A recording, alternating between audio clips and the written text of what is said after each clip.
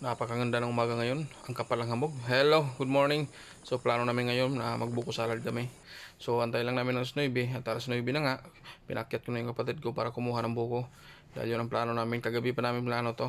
Para man lang mga tikim tayo ng buko na mas masarap, diba? So makita ninyo, medyo makulimlim. Hindi gaano umiinit yung araw. Pero okay lang. At least hindi gaano masakit sa balat. Hindi mainit, diba? So yung kapatid ko pala, yung lalaki na yun, umakyat dun sa buko.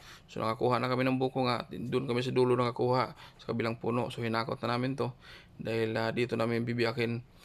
Kadalasan sa ginagawa namin dito sa buko, nilalagyan namin ng royal, biscuits, at saka gatas na condense para mas masarap malinamnam. Yung kasi kadalasan ginagawa talaga namin dito, noon pa man, royal ang hinahalo namin. Sa iba siguro, iwan ko kung hinahalo. At ito tapos na nga, nakayod na rin. Hindi ko na pinakita kanina sa video kasi mayroong bawal na hindi pwede dito sa camera. Sulutin natin to habang nandito pa tayo kasi kung sa Manila sobrang mahal po nito ng buko talaga. Napakamahal ng buko doon. Gold na gold talaga. Mahirap bumili ng buko doon. Kung may pera ka, okay lang. Eh, buko doon magkano isa 40. So good morning po sa lahat.